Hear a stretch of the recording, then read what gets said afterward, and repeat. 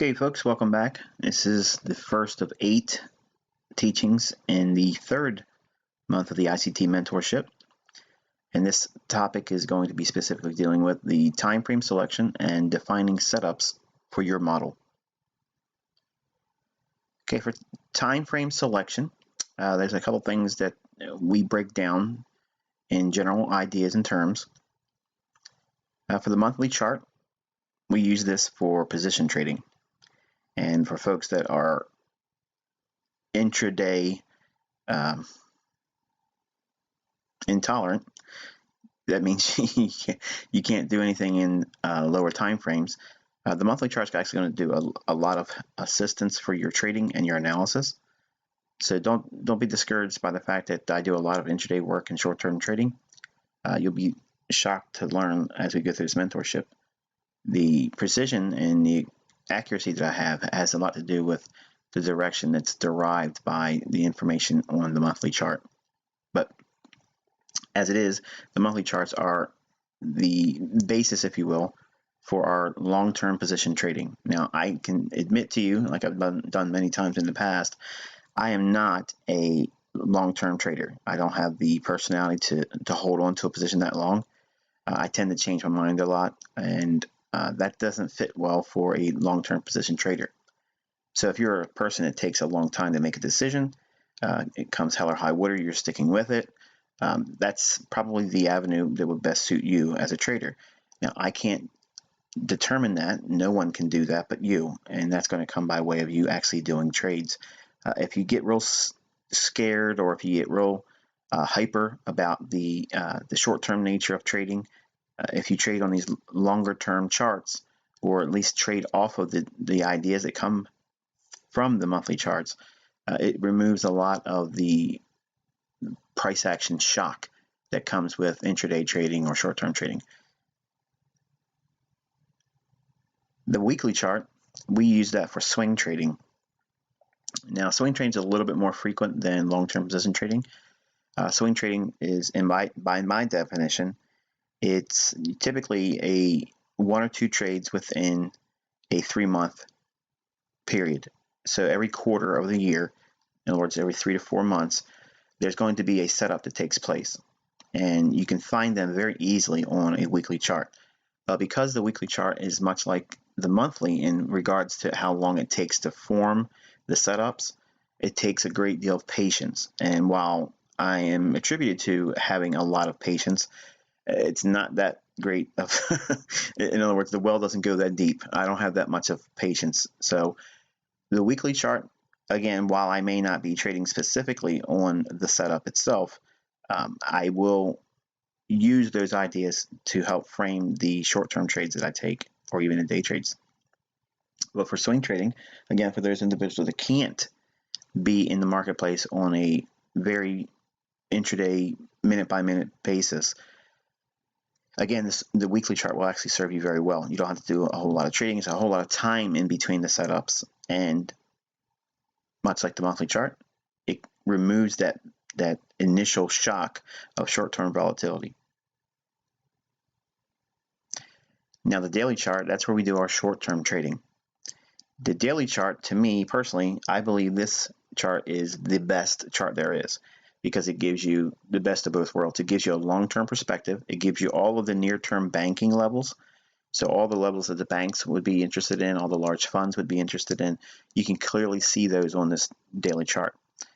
The daily chart also gives us the framework to do a lot of analysis for short-term trading. So it has the benefits of higher time frame, but not to the degree of weekly and monthly, but it does give you a higher time frame perspective.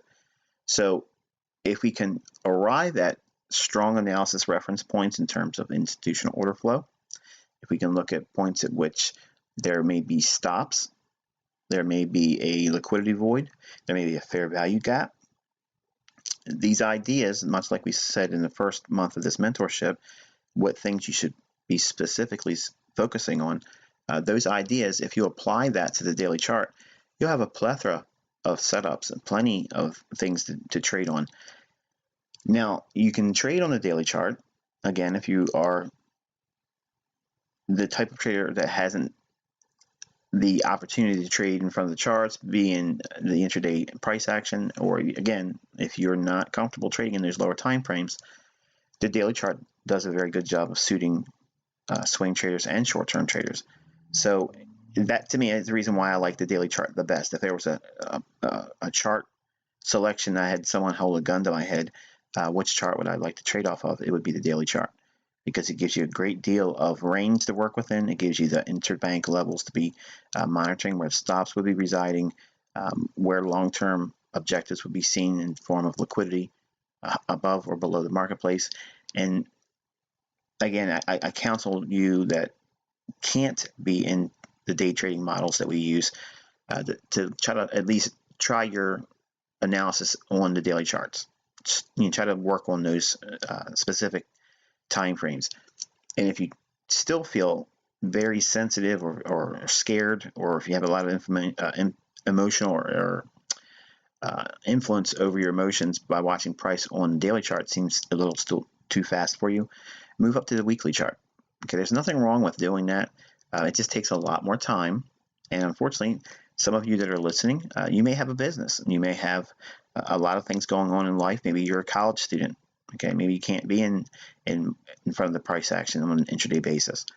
When we trade these higher time frames, you're going to see that there's a lot of movement available, but you're going to have to submit to a lot of time too.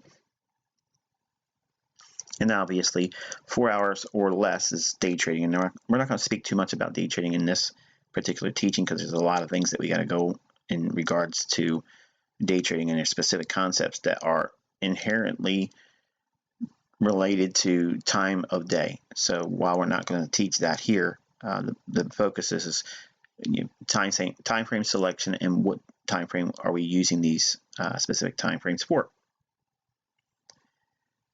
Now, defining setups for your model. Now, it's important as a mentor, I don't try to force you into a specific mold. It's never been my goal to give you a copy me, be just like ICT.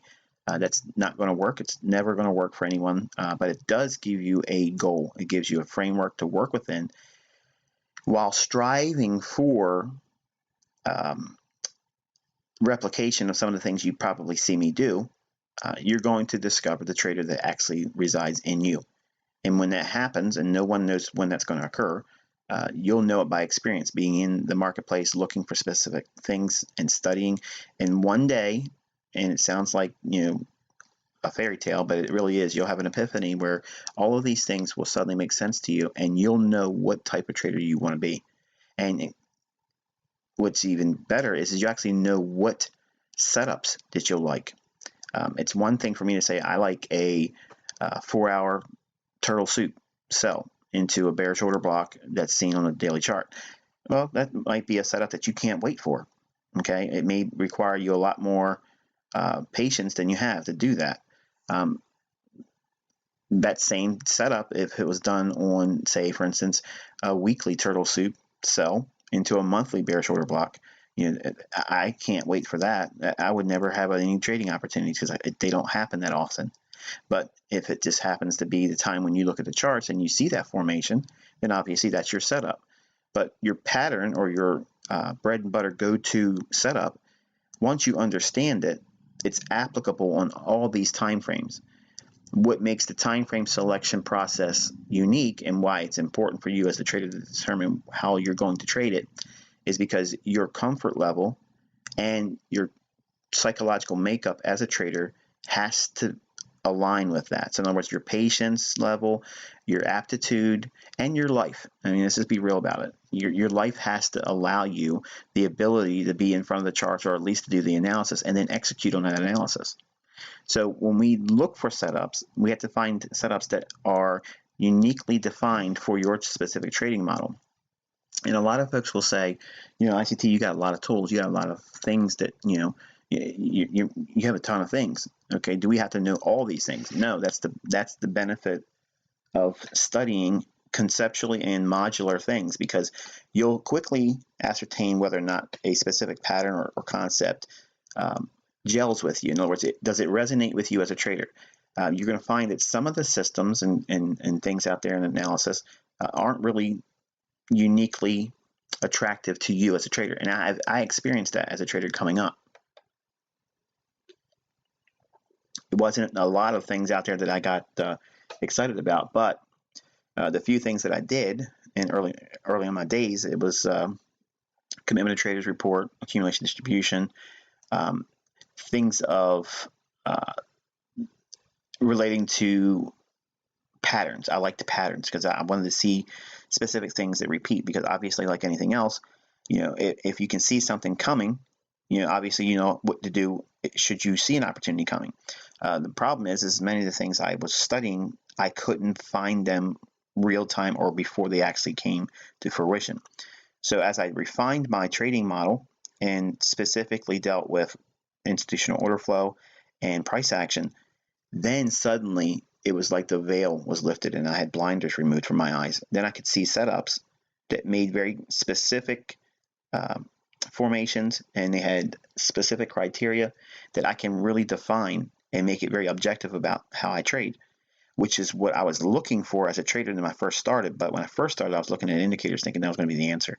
And you probably, if you're listening, you probably have had that same feeling. Like you want to feel informed, you want to feel like you know what you're looking for, but because you don't, and it's normal for you not to know what that is when you first start trading, even for some that waffle for the first couple of years and they still can't find the rhythm, they will sometimes look to an indicator to give them a reason to do something, and because they just need to be told something outside of their own ability to decide. And sometimes you'll see that the indicator will lead you to a setup, but then most of the time it really doesn't. And it's because most of your trades are linked to a mathematically derived indicator.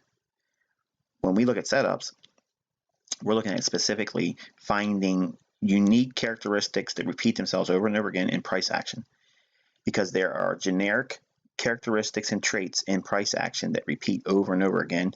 They're not limited to any one of these specific time frames. So when we look for specific setups, we're going to find a setup that we individually as a trader like the most, the one that we can see easily. And you're going to see that while some of them overlap, some of them won't overlap, but they still will give you an opportunity to be in the marketplace in the right direction. So a trend trader, that's one model that a trader can be using all my concepts with. You're going to be trading only in the direction of the monthly and weekly charts. So in other words, if the monthly and weekly are indicating that it's going to be a bearish marketplace, you're going to only be trading short and holding on to these positions for a great deal of time. If it's bullish on the monthly and the weekly chart, obviously you're going to look for buy signals and you're going to hold them for a great deal of time. That is the nature of trend trading.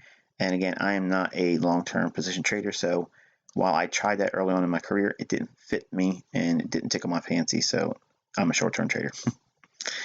Now, swing trader, which I've done a lot in my early days, but because I found that it was more of an allure for me to be in the marketplace more than just a couple times a month. A swing trader, they're trading the daily intermediate term price action. And you're going to see there's a lot of setups that require you to sit on your hands and wait.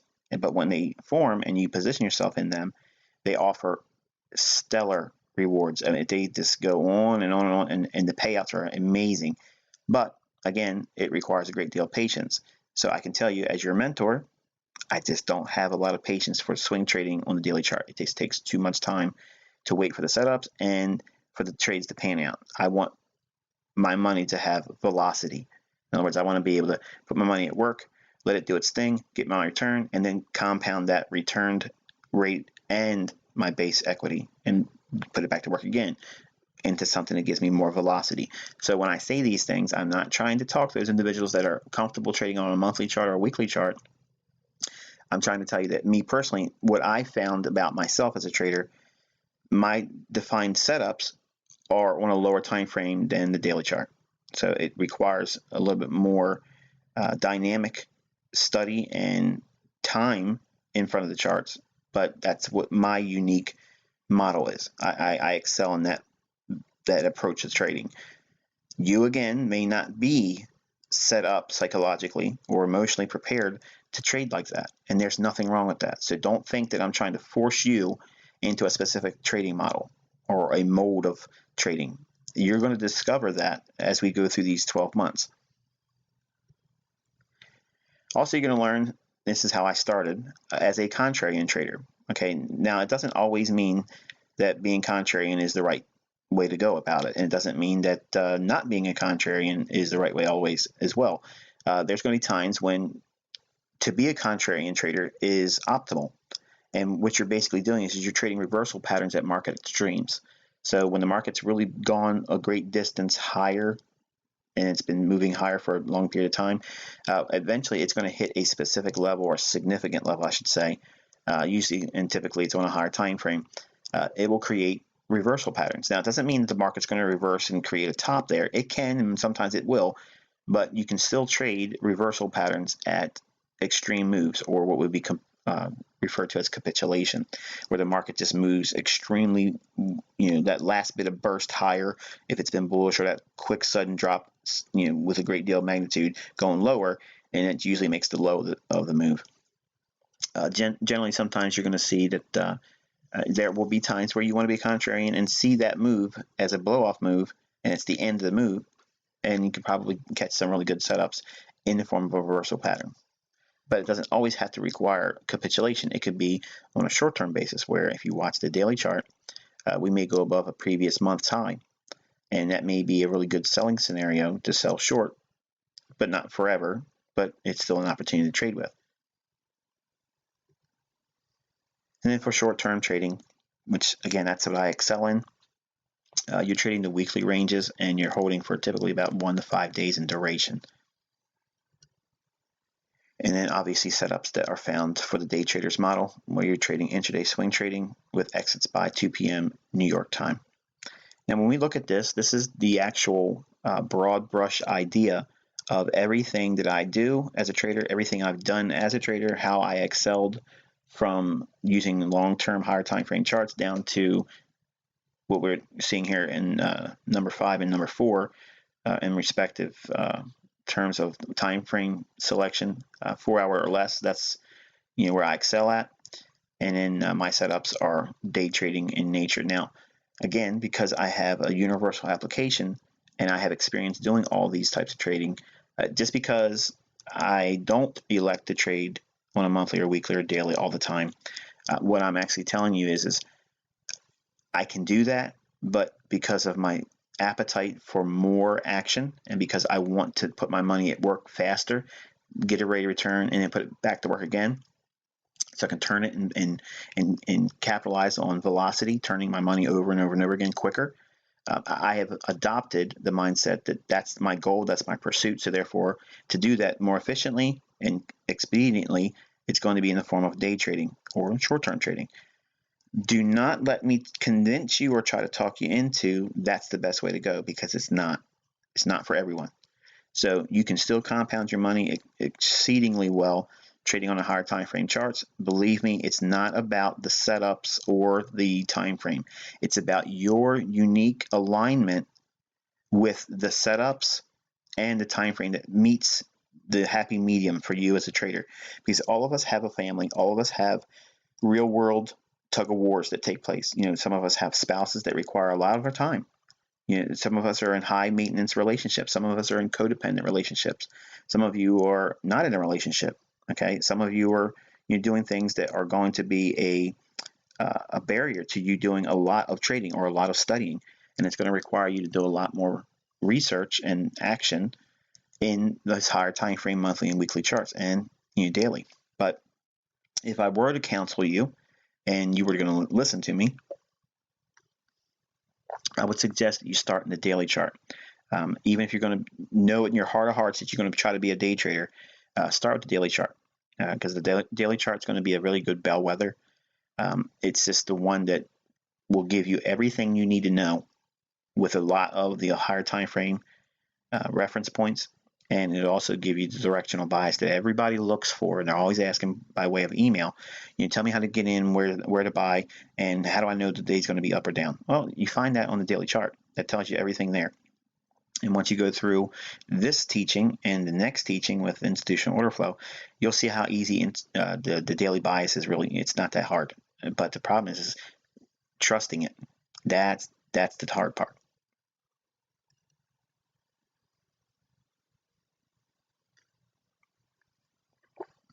All right, so let's take a look at a monthly chart, okay? And the monthly chart, its premise or its influence in your analysis is it's the long-term price action reference for the largest price action swings in trading. Now, trading setups that take a great deal of time like this, they form in a time frame that most people can't bring themselves to trade. But when they unfold, these setups that you see in the monthly chart, they tend to unfold over a period of many months. They don't just happen like little blips on a 5-minute or 1-minute chart. They just go on and on and on. Now, due to the length of time this chart requires to present a setup, trading in the direction of the most recent setup can yield the lowest risk with the highest reward conditions. Now, what I mean by that is when you have the directional bias or trend, I'll say it with quotation marks, if you can see where the market's going to most likely go on a monthly chart, you have a great deal of advantage by trading in that direction. Even if you don't catch the actual move that creates the optimal entry for a sell or a buy, because it's a monthly chart, the very nature of its time frame, it gives us a great deal of time to still capture moves in that same directional bias or in that trend direction. Now, swings that form on the monthly chart, obviously, they can be several hundreds of pips, and it's going to require a long period of time to unfold. But let's take a look at a sample size of price action on a monthly chart here. Now, obviously, we just turn our charts on. We look at, and this is what's recently happened here, and all of a sudden, the very next month, we see that. Okay, we weren't watching price closely. This particular market was unclear to us at the time, but right away now we know that there's somebody in the marketplace moving price around. Okay, go back to the very first teaching in this mentorship where I tell you to look for markets that want to show a strong willingness to move away from a particular level. Now, prior to that down move, we saw price in a small little consolidation, about 600 pips or so in range, and then finally the market broke down on a monthly basis. So each one of these candles represents a month's worth of data. And eventually the market takes a greater deal of magnitude lower. It surges lower. And again, take a look at how many pips this would be. And obviously, this is the Euro USD. The move from 59.50, we'll call it, all the way down to, let's just say 24.50. Okay, that's a lot of pips. A lot of pips. Now, when you see this, it's rather shocking when you view it in terms of how many pips are available. And it takes you 3 months to cover that much distance, or a little bit, well, 4 months to cover it, really. So in 4 months, the euro dollar trades a couple thousand pips. Okay. Now, again, each one of these ranges are specifically a monthly range. In other words, the highest part of that candle for each individual candle is the high it traded to the most for that particular month, and the low of the candle is the lowest it traded for that month. The opening is where the month started trading, and then the close is the last trading day of the month where it closed.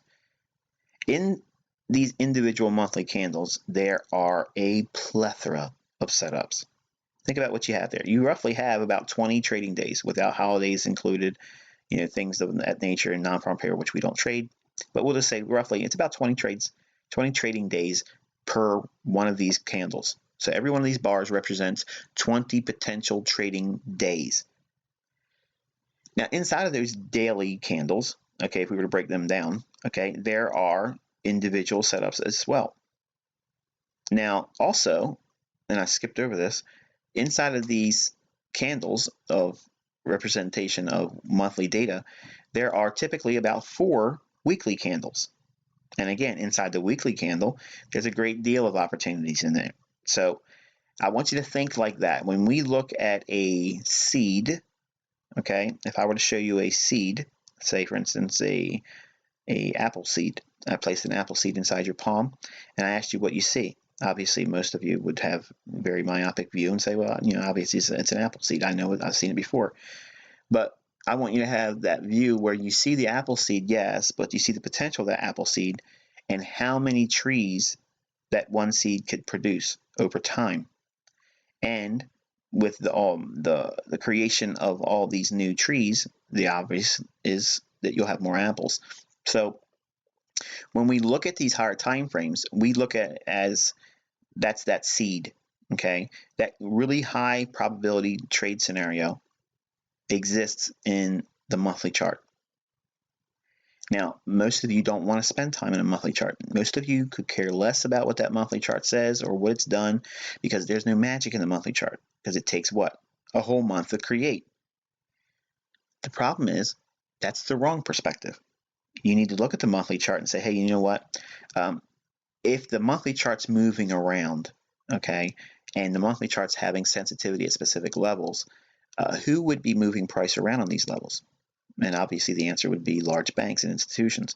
So if we have that mindset, we can go into the monthly chart with a great deal more of appreciation, saying, okay, well, I know that the market's going to be driven by deep pockets. If it's going to push price around on the monthly chart, there's a great deal of deep pockets, smart money, banks, institutions, they're all going to be in here pushing price around.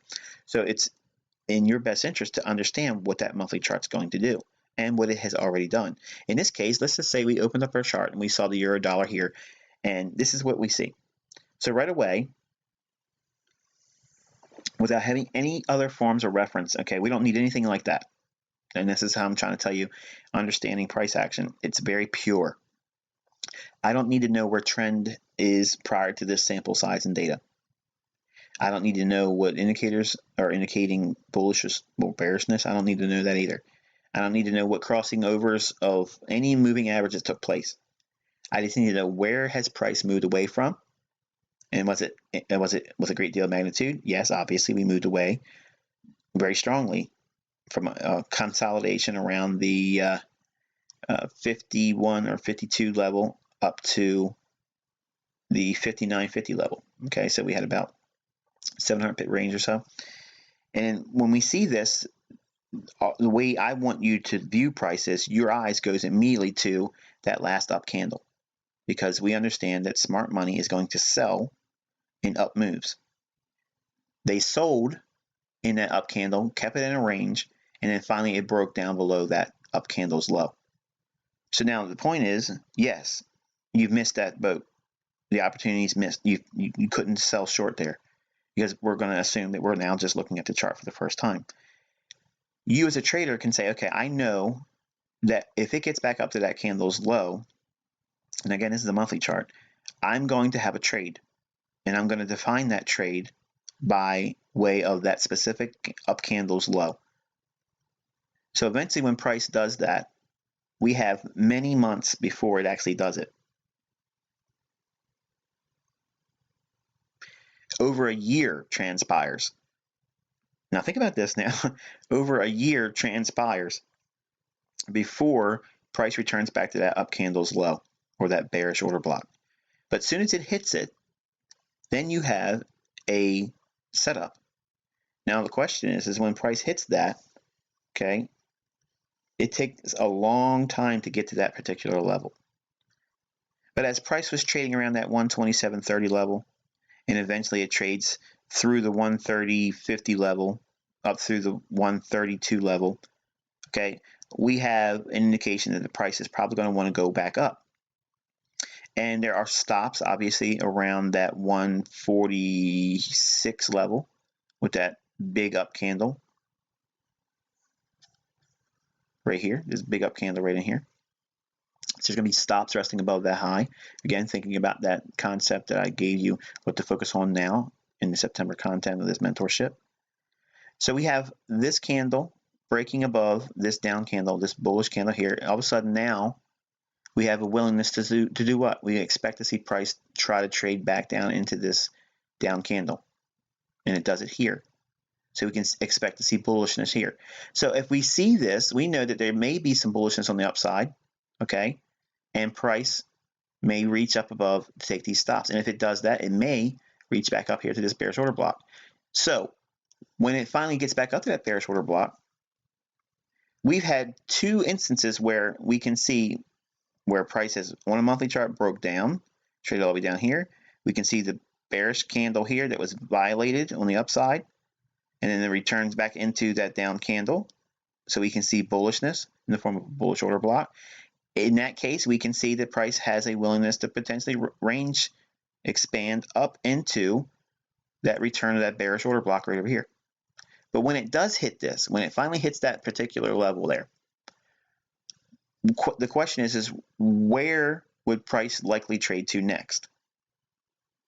On the monthly chart, again, this is no different than what you see me do on a 15-minute chart, and an hourly chart, or even a daily chart. But where would you reasonably expect to see price trade from once it trades at this level here? Well, what's under there? We got basically equal lows, but look at the bodies of the candles also. It's too clean, way too clean. Now, again, think, this is a monthly chart, folks, monthly.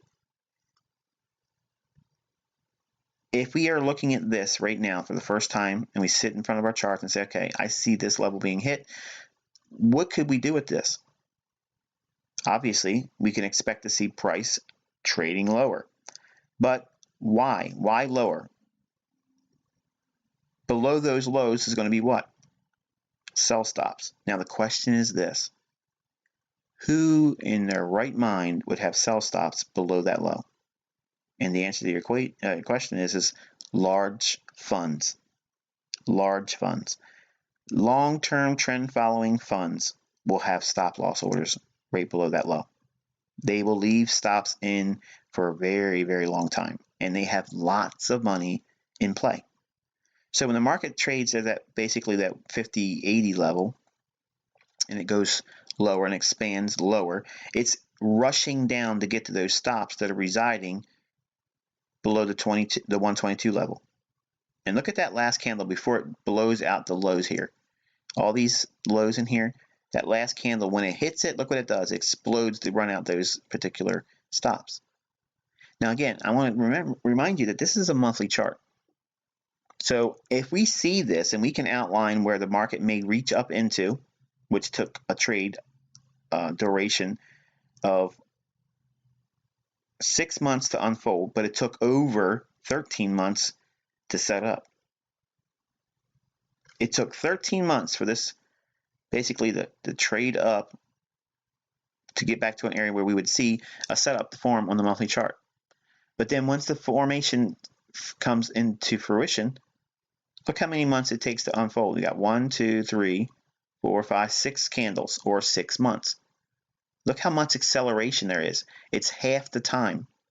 Half the time it took for this chart to unfold and set up the setup, and then half the time, or basically 6 months, to get down to these stops. In this setup, okay, I'm going to ask you a question. What type of trader are you? When price was hitting that 50.75 to 50.80 level or thereabouts, what type of trader would you be there?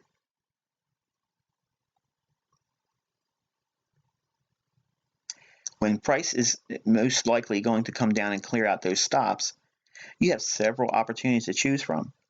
You can be a possession trader and be short around that 150.80 level, 151, and look for a move all the way down to the 122s. Now think about that. That's an enormous amount of time and potential range. Could you take that trade? Do you have the wherewithal to hold on to it? personally, I couldn't hold that long.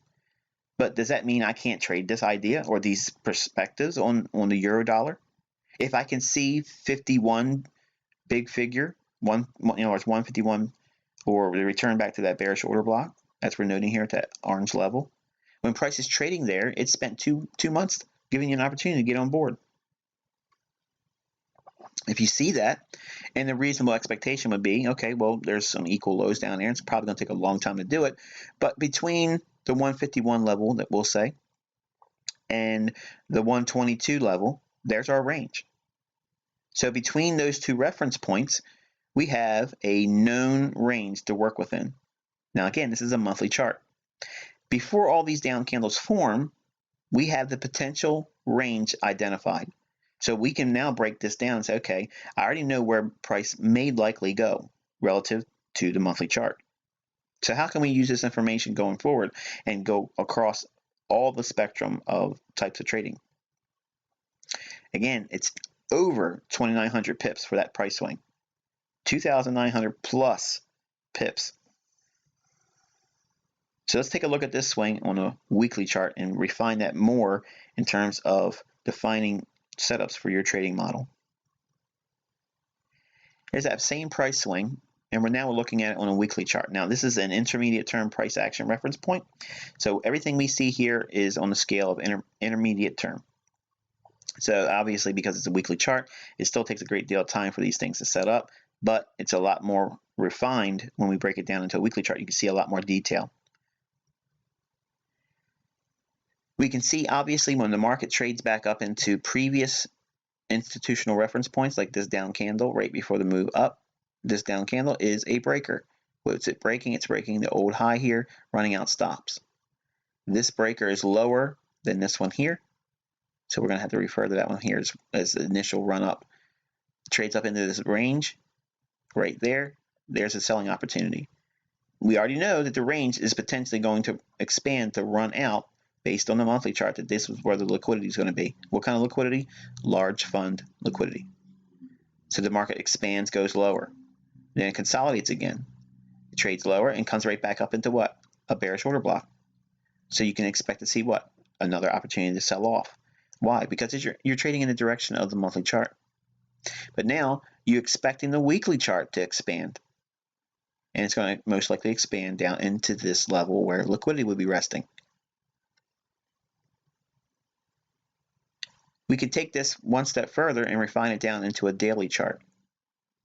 Now, obviously, the daily chart is going to be a short-term action-based time frame where you can see all of the intermediate and you can see the short-term highs and lows in the marketplace. But more specifically, you can see how you can actually frame your short-term trades and your day trades. Now, again, we're not going to talk about day trading for this model here, but for short-term trading, we're going to look at specifics that deal with that. We know that the range is defined from a known high and a known low. The high is where that bearish order block was on the monthly chart. The low at which we're aiming for was those lows on the monthly chart where there were equal lows. So we know the stops that were resting below that. So if we know that, we can take our fib and lay it across those two reference points. And by doing so, we end up doing what? We start grading that price swing. So these levels that we have here, these horizontal lines, they're areas at which the market should see new setups form. Now, here's the thing. We knew the range before it actually traded. So we can anticipate new trading scenarios or ideas to form in our charts when price trades at this particular level. And setups will form in close proximity to these levels as well. So every time we see, this is the first quarter lower from the high down to the low. So this is 25% of that range. We see a setup in here. Okay. The market trades lower. We go into equilibrium. The market does what? It trades lower, comes right back to equilibrium, and expands again. Comes back one more time, returns into the range, sells off again. The market sells off, comes back up, fills in a void, sells off again one more time, and closes, hits the terminus of the move. Now think, all these things that we've been teaching so far, they're repeating themselves, but the thing is, this was all outlined on a monthly chart. But the trading ideas are refined further by breaking down the monthly chart into a weekly chart, and then weekly chart breaking that down into a daily chart.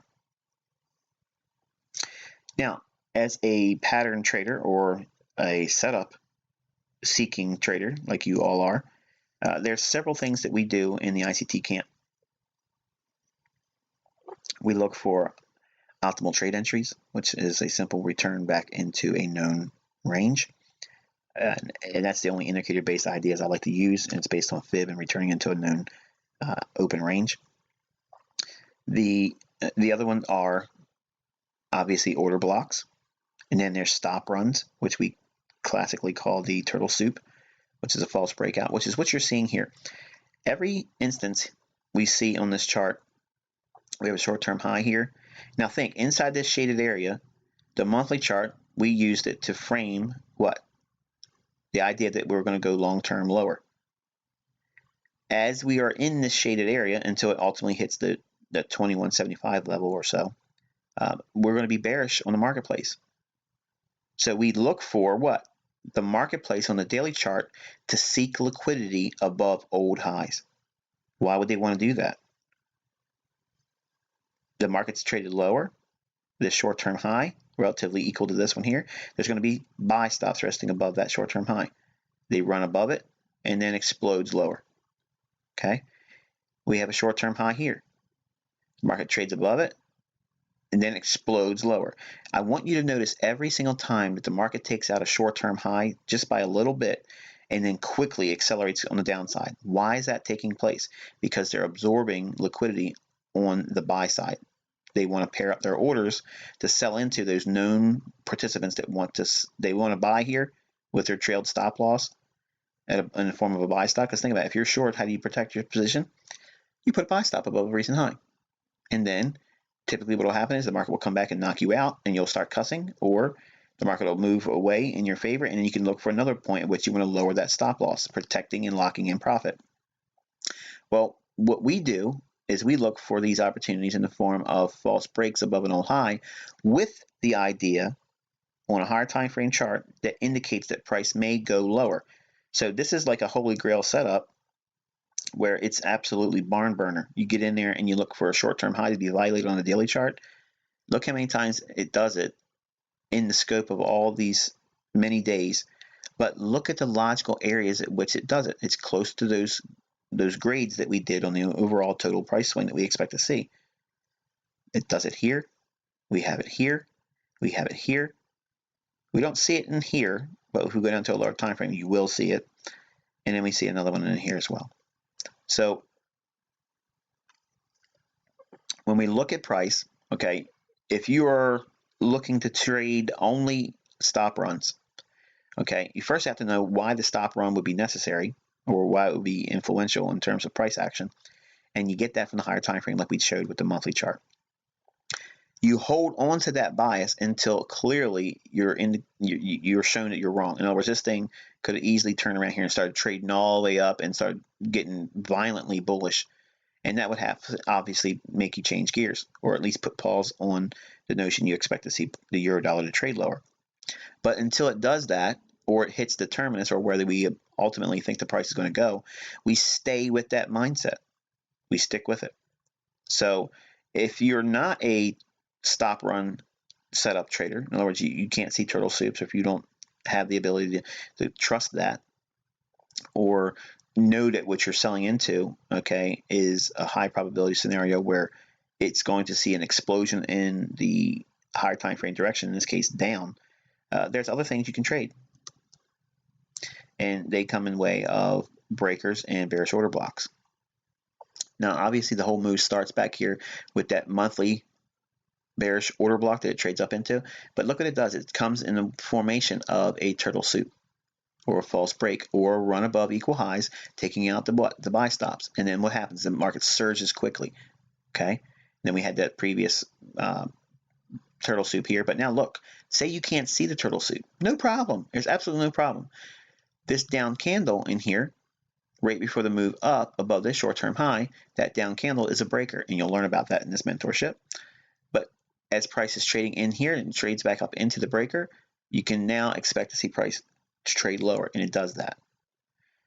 We have another breaker in here, down candle right before the up move that takes out a previous high. So you can't see the turtle soup here, no problem. See it in hindsight. The market's already moved down here. When trades back up into that breaker, you can go short. Well, what about if you are an optimal trade entry trader? You pull the fib from this high down to this low, you'll get a 79% retracement level here. Optimal trade entry, get short. Okay, then you have another breaker here. You have a down candle right before this move above this short-term high.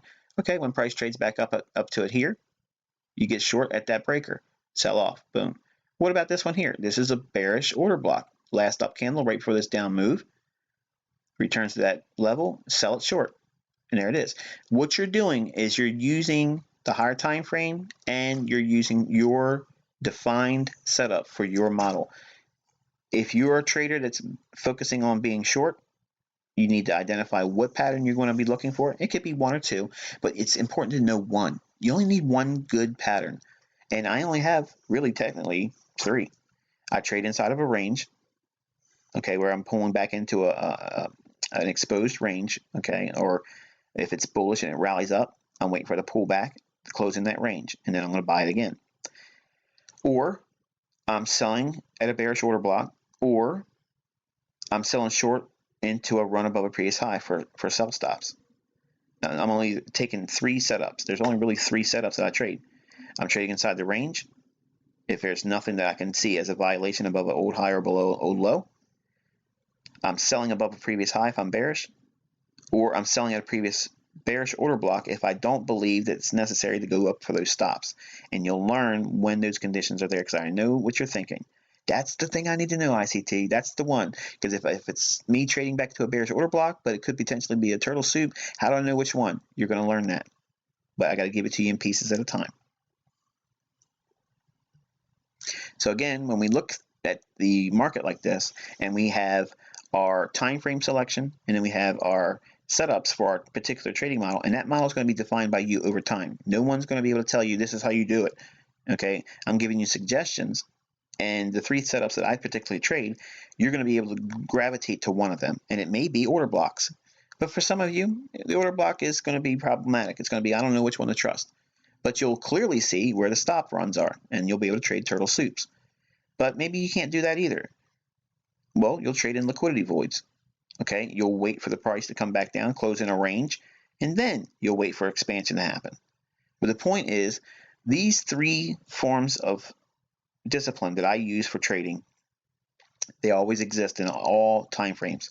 And it doesn't matter if you like order blocks and your best friend that you're trading, you're studying with and you're comparing notes with, which you really shouldn't be doing, by the way, as I say that in this mentorship. But if you're seeing other people talk about their ability to do certain things, and you feel frustrated that they are excelling in an understanding of order blocks, and you are struggling, but you can see the turtle soup run on stops, that's your pattern. Don't force it. Don't try to, just because order blocks or somebody's showing a lot of trades because they can see the order block, there's no preference over this. It's whatever I see at the time when I turn the charts on. And if there's a void and it comes back into that void, I know what I'm going to do. I'm going to look for that run to try to run that previous high. If we rallied up and we created a liquidity void on the upside, when it trades back down into that range, I'm going to buy it with an expectation it's going to make a new high. And that's the only setup I'm looking for. I'm not looking for 5,000 pips. I'm just looking for that known range, and you'll learn all that.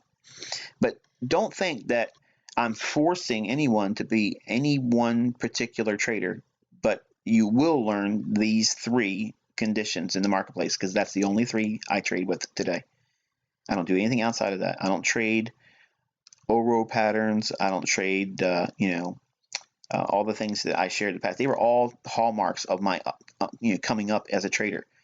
But I don't do all those things today. I only trade these three things, and I don't need anything more. In fact, I could just reduce it to one, but because I like a lot of action, I will look for these three things every single day across the charts, and I'll find a setup. And I've shown it to you. I've proven to you on a daily basis. When you understand these three characteristics in price action, nothing evades you. Not a reversal, not a trend following pullback, and not a expansion out of a consolidation. Nothing will evade you. You'll have everything you need to know in a repertoire, in a toolbox, to trade any market profile. So with that, I'm going to wish you good luck and good trading.